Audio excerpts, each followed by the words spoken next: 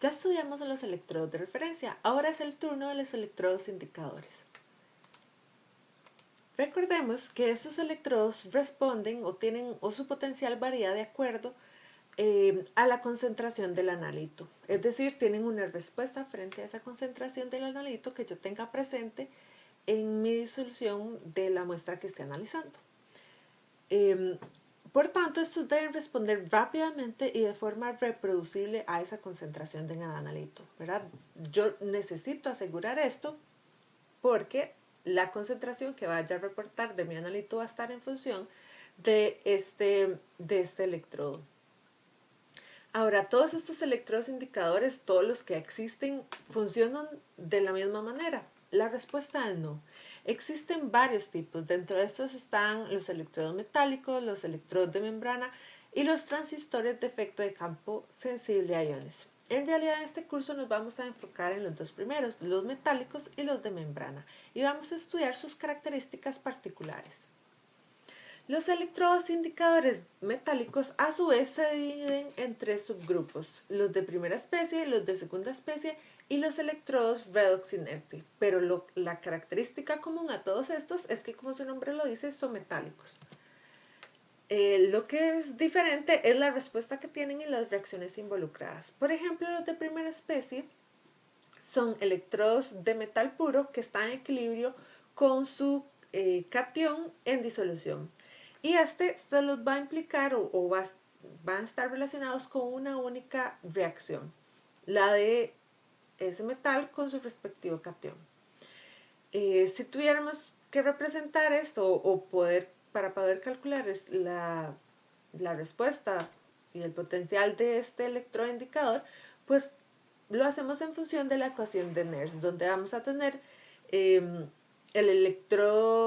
el potencial estándar de esta ecuación, y pues va a depender de la actividad específica de ese catión, que esa actividad del ion en realidad en disolución acuosa se puede considerar como la concentración del ion, en este caso del cobre 2+. Ahora, es muy útil representar este logaritmo de la actividad más bien en función con respecto a la función P de ese ion. De esta forma, una expresión general para los electrodos indicadores de primera especie se vería o estaría asociada a esta ecuación y la ecuación de Nernst de la siguiente forma. Ahora, si yo graficara el potencial del electroindicador versus la función P de ese catión, pues entonces yo vería lo siguiente. Tendría en realidad, ¿verdad?, una pendiente negativa que vendría a ser menos 0.0592 entre n, ¿verdad?, que es la cantidad de electrones, y eso vendría a ser mi pendiente. Entonces, esto puede servir, ¿verdad? Y por tanto, la intersección también sería, el intercepto en realidad sería el potencial estándar para esa reacción involucrada. Esto es útil, pues si se quiere calcular diferentes componentes, como si se va tomando en cuenta cambiando la concentración del ion y midiendo los potenciales. Ahora, estos electrodos en realidad son poco utilizados debido a que en realidad no son muy selectivos, sino que también pueden responder a otros cationes, y algunos también dependen del medio, ya sea ácido o básico. Por ejemplo, los electrodos de zinc y de cadmio se disuelven en ácido y por tanto solo se pueden utilizar en medio neutro o básico.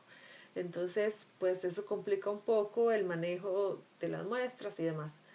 Y por el otro lado, también algunos metales, si los utilizamos directamente, ¿verdad?, se oxidan muy fácilmente. Entonces, por el otro lado, se tienen que utilizar únicamente en disoluciones que han sido antes desaireadas.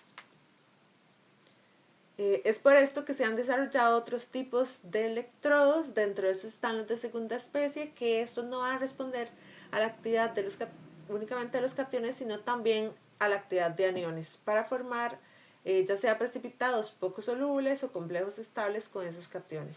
Entonces, por ejemplo, un electrodo de cloruro de plata también va a tener respuesta frente a la concentración de ion cloruro. Y la ecuación de Nernst estaría dada eh, por esto que se muestra acá, ¿verdad? Donde el potencial del electrodo indicador va a responder al potencial estándar menos el 0.0592 del logaritmo de la actividad del ion cloruro, que al final de cuentas también se puede poner en términos de la función P del cloruro. Entonces, y se podría graficar también esa respuesta al electroindicador versus la función P, teniendo como pendiente, como teníamos anteriormente, solo que de forma positiva el punto 0.592 entre n.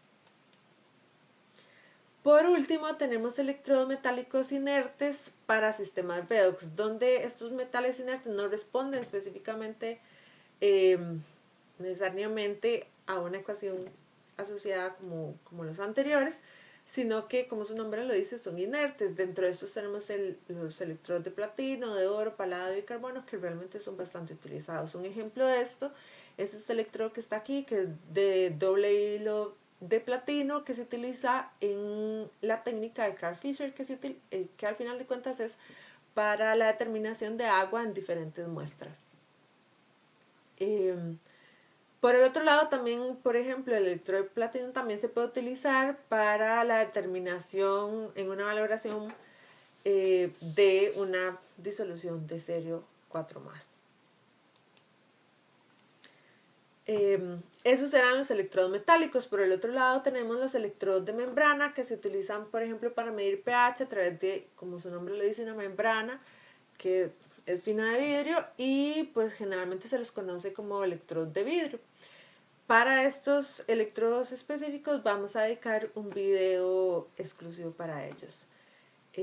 Esto es en general cómo funcionan los electrodos indicadores y los tipos que pueden existir.